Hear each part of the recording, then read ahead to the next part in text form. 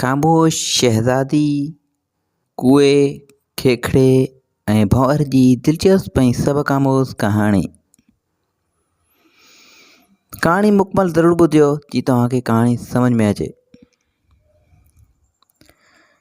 सच हिकु हो बाग़ाई, उन वटि हिकु नौकर कमु कंदो हो।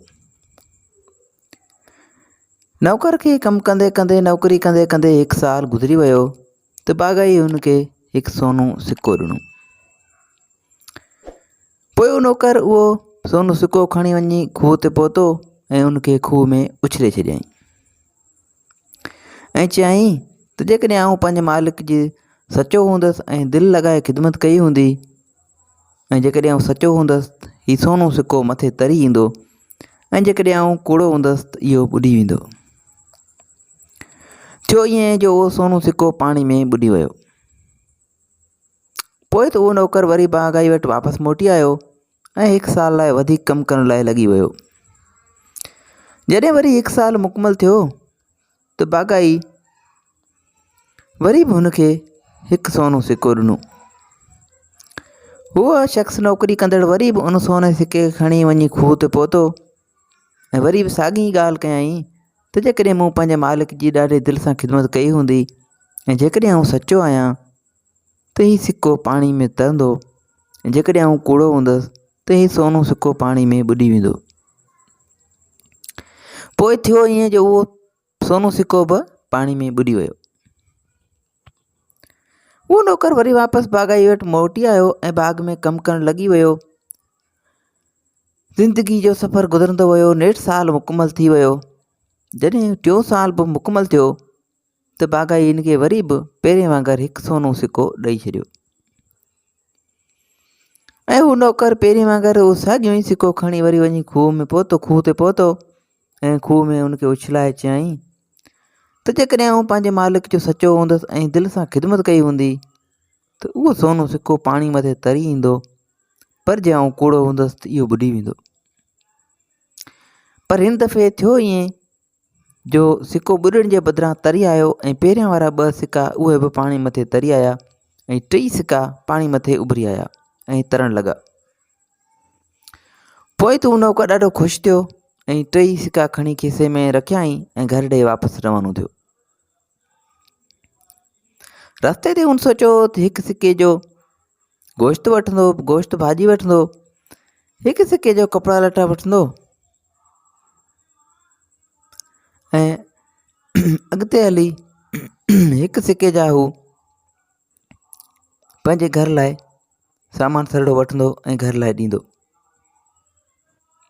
अञा थोरो ई अॻियां मस हलियो त हिकु कुओ हुनखे मिलियो। कुए हिनखे सलाम दुआ करण बाद चवणु लॻो, दोस्त मूंखे हिकु सोने सिके जी ज़रूरत आहे, तो वटि हुजे त मूंखे ॾेई छॾ, उनजे एवज़ जेको बि चवंदे आउं तुंहिंजे लाइ करण लाइ तयारु आहियां। हुन नौकर सोचियो त भला 3 सिक्का मूं वटि आहिनि, ॿिनि में मुंहिंजो गुज़ारो हली वेंदो। जेकॾहिं हिकु हिनखे ॾिनमि त हिन वीचारे कुए जो बि कमु थी वेंदो ऐं हिन जी बि ज़रूरत पूरी थी वेंदी। ईअं सोचे करे हुन हिकु सिक्को कुए खे ॾेई छॾियो ऐं बाक़ी 2 सिक्का खणी अॻिते वधणु लॻो। अञा थोरो ई अॻियां मस हलियो त हिकु खेखड़ो मिलियसि।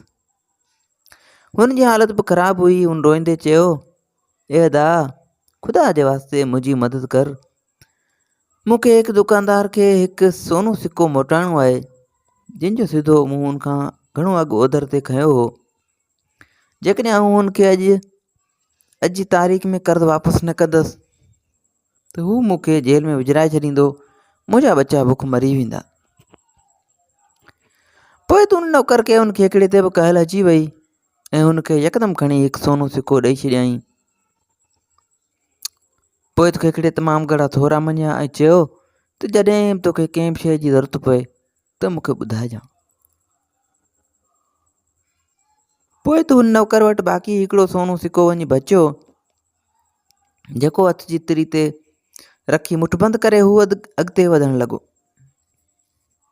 अञा थोरो ई अॻिते मस पहुतो त ॾिसे त हिकु भंवर उनजो रस्तो रोके बीठो आहे ऐं चए पियो त ख़ुदा जे वास्ते मूं ते रहम कर, मूंखे हिकु सोने सिके जी ज़रूरत आहे। जीअं त नौकर सोचियो हो त उन बाक़ी बचियल सोने सिके में मां हू कुझु वठंदो, पर सोचाई त भला हिन खे ॾेई छॾियां त मूं वटि छा बचंदो। वरी सोचाई जेकॾहिं मुंहिंजे लाइ न बि बचियो त भला छा थी पियो। मां भला बुख सुख ते गुज़ारो करे वेंदुसि ऐं वरी वञी नौकिरी ते लॻंदुसि। जेकॾहिं को ख़ुदा जो बंदो वाट ते मिलियो त मूंखे मानी बि खाराए छॾींदो। बाक़ी हिकिड़ो सिको बचियलु आहे, सो भला उहो हिन खे भंवर खे ॾियां त हिन जो बि कमु थी वञे।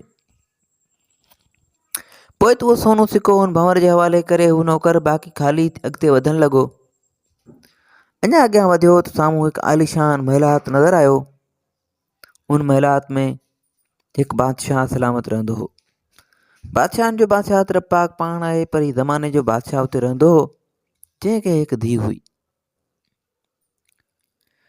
उन जी बादशाह जी धीउ न कंहिं ॻाल्हि ते खिलंदी हुई ऐं न ई ज़ुबान सां कॾहिं कुझु ॻाल्हायो हुअसि। बसि हू माठ में वेठी रहंदी हुई ऐं ख़ामोश शहज़ादी बादशाह जी परेशानी जो सबबु हुई। बादशाह खे उनजो तमामु घणो फ़िक्रु हो।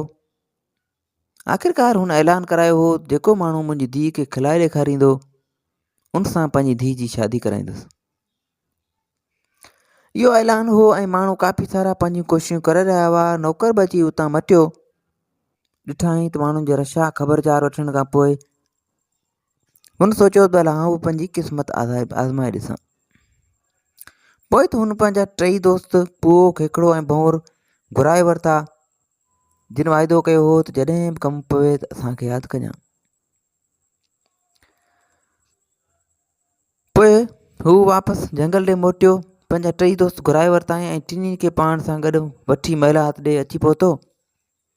महिलात जे दर वटि पहुची हुन भंवर खे गानो ॻाइण लाइ चयो, खेखड़े ऐं कुए खे नचण लाइ चयो ऐं पोइ जॾहिं हुननि शहज़ादी अॻियां ॻाइण ऐं नचणु शुरू कयो त शहज़ादी खे हिननि जे ॻाइण ऐं नचण ते खिल अची वई ऐं पोइ त खिली खिली पेट में सूर पइजी वियसि। बादशाह ऐं उन जा वज़ीर शहज़ादी खे खिलंदो ॾिसी ॾाढो ख़ुशि थिया ऐं पोइ कुझु ॾींहंनि बाद बादशाह सलामत पंहिंजी धीउ जी शादी हुन नौकर सां कराए छॾी, छो त बादशाह जो ऐलान हो ऐं उन ते अमल थी वियो। पोइ हू नौकर जेको भागाई वटि मज़दूरी कंदो हो, हिकु बादशाह जो जानशीन थी वियो ऐं पंहिंजी बाक़ी ज़िंदगी ख़ुशि गुज़ारणु लॻो। ऐं पोइ हुन पंहिंजे दोस्त कुए, खेखड़े ऐं भंवर खे बि नवाज़े छॾियो ऐं उन्हनि जा लख लख थोरा मञिया। सची उमेद आहे त हिन कहाणी जो मक़सदु तव्हांखे सम्झ में अची वियो हूंदो त कॾहिं बि जेकॾहिं तव्हां कंहिंजी मदद कंदा त उहो रायगाह न वेंदी ऐं हुनजो सिलो तव्हांखे ज़रूरु मिलंदो। सो हमेशह ग़रीबनि, मिसकिननि ऐं बेसहारा माण्हुनि जी मदद कंदा रहो। उनजो सिलो तव्हांखे हिकु न हिकु ॾींहुं ज़रूरु मिलंदो ऐं सुठो मिलंदो। वधीक इन क़िस्म जूं कहाणियूं किसा ॿुधण जे लाइ असांजे YouTube चैनल खे सब्सक्राइब कंदा। अल्लाह हाफ़िज़।